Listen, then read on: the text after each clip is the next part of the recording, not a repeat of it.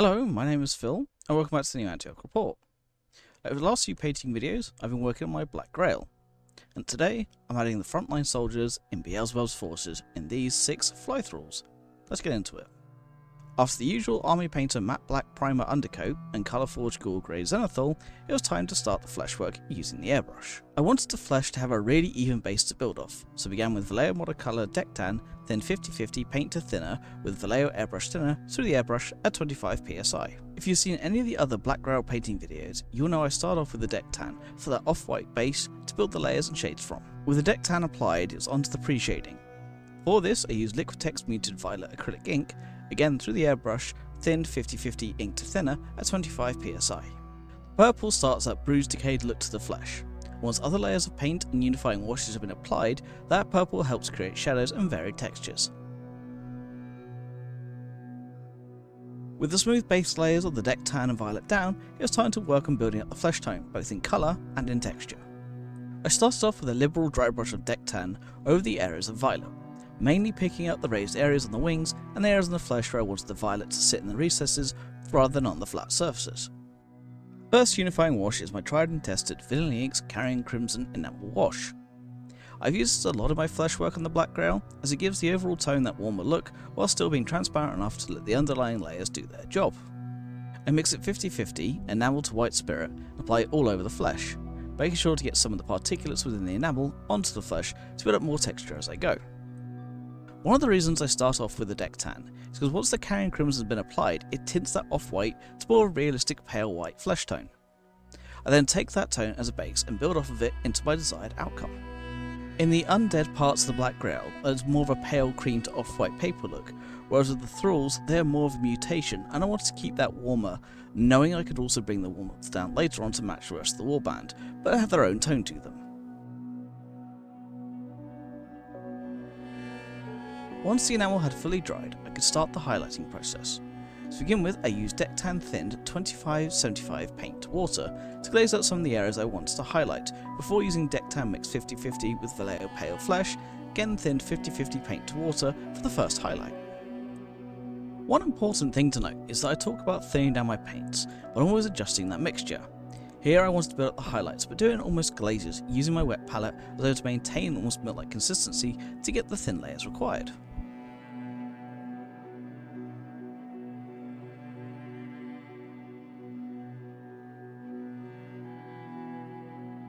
Next up was the guts. Similar to the Grail House, I wanted these to be quite visceral and a pop of colour. The flesh is quite pale, so using the guts to push up the contrast creates a point of interest but also breaks up the shape of the model where they are mainly flesh. It was important to me to create that separation. To start off with, I used Sistel Contrast Berserker Bloodshade. This went over the flesh tones I'd already layered down to give it a darker, more internal blood-covered look to them.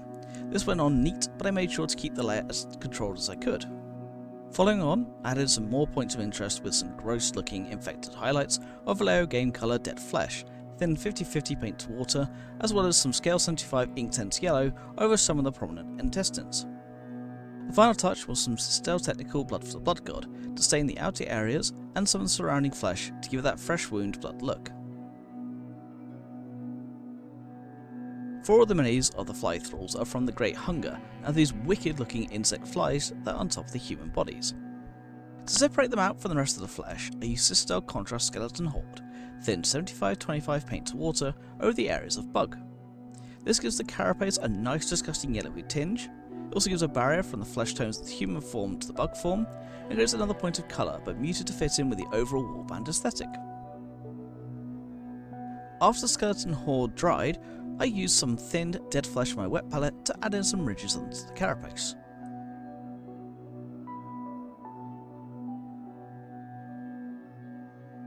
When it comes to Grim Dark, there's a lot of dirt and grime. My go-to for weathering is streaking grime, which is something I'm using later on. But for this flesh tone, to give it that dirty look, I start off with Villainy Inks Decrepit Filth Enamel Wash. This brown-black wash with particulates is great for dirtying up without affecting the overall tone too much, maintaining that balance between realistic and the fantastical settings.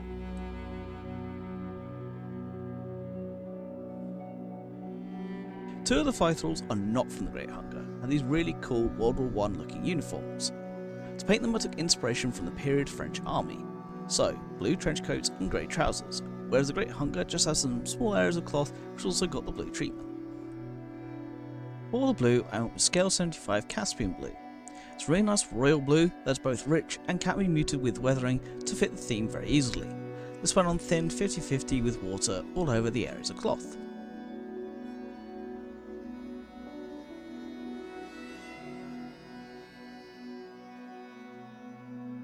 With the foundation of Caspian blue applied, I used Citadel Shade Dragonoff Nightshade over the cloth to create some shadows and depth in the recesses. To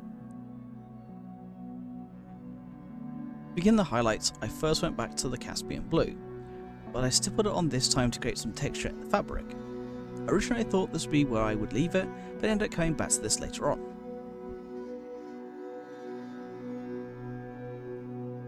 With the blue drying, I went back to the flesh tones, as I wasn't fully satisfied with the finished article just yet.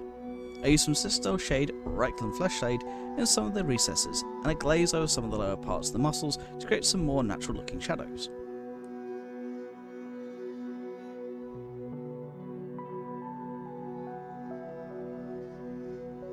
The two Greatcoat Thralls also needed some work on their heads, where the highlights on the flesh tones weren't exactly how I wanted them. So I went back to my wet palette and the thinned pale flesh and elfic flesh. Then I blended them up, used some highlights around the head, especially on top of the backside, to emphasise where the light would catch the heads. As well as the paints when blended, I also used some Vallejo Game Colour Wash Flesh to create that definition of shadow in the hands, face and exposed leg, which one of them has. Fly eyes needed my attention next, so using some Citadel Contrast Black Legion, I carefully picked out the round buck eyes on all of the thralls.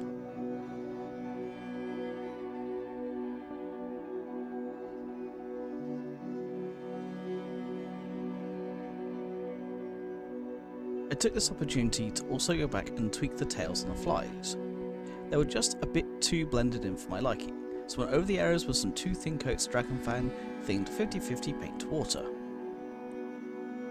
Before adding a final highlight of 2 thin coats Ivory Tusk on the ridges, and then blended them back into the bodies of the flies with the same skeleton horde I'd used previously.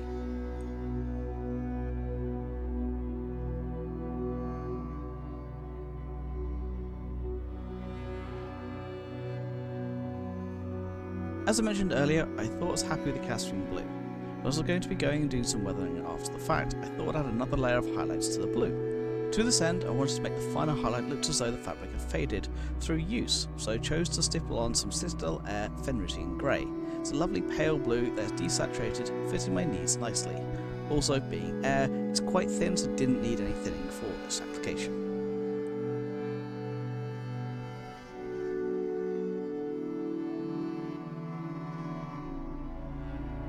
There is only one piece of metal work on these models, and that is the one with the rifle. So I applied some scale 75 Metal and Alchemy Thrash Metal, then 50-50 paint to water down the barrel of the rifle and some of the mechanisms.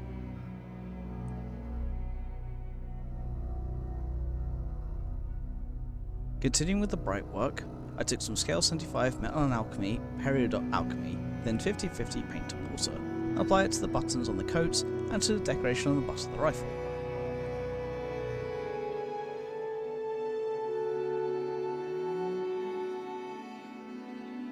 For the trousers, I started off with Vallejo Model Air Grey, then 25-75 paint to water over the cloth, being careful not to get any onto the freshly finished blue.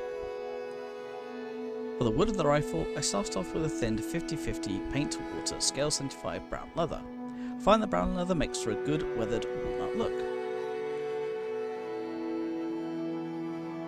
With the vast majority of work completed on the miniatures themselves, it was time to look at the bases. Brown leather went onto one of the bases of the thralls over some duckboards as a foundation layer. On another base, I scotched up some artillery shells, so using the Peridot Alchemy on my wet palette, I painted up the munitions part of the tips, which got the thrash metal treatment.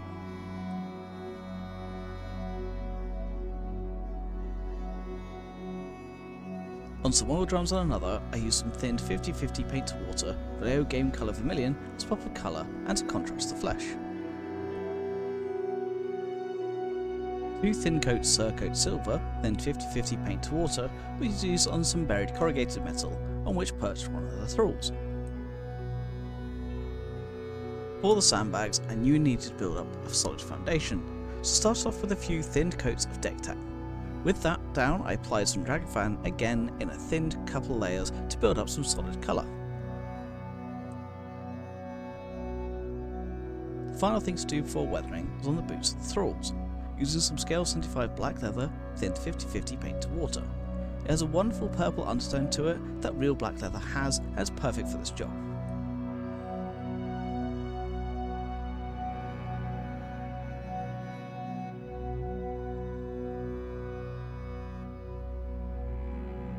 As you all know by now, if you watch any of my painting videos, you know what comes next, and that's AK Interactive Streaking Grime.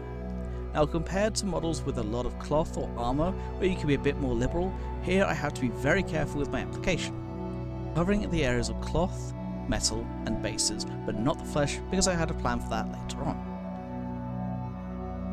After leaving the enamel to dry for 15 minutes, I used cotton buds and white spirit to get rid of the excess and leave a nice film over the desired areas.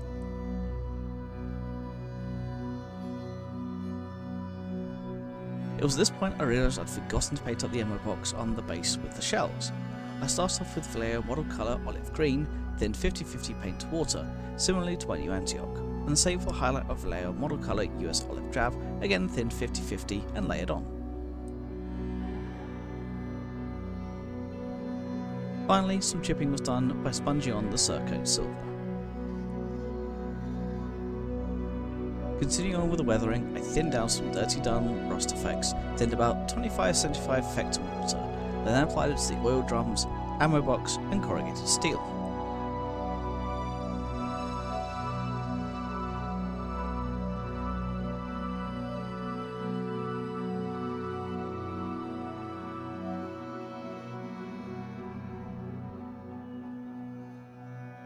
With the weathering finished, it was time for some finishing touches.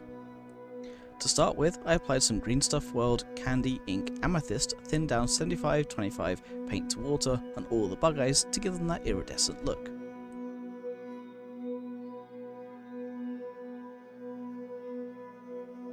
Claws and teeth of the bugs and hands I went back to the Dragon Fang to base and Ivory Tusks to highlight.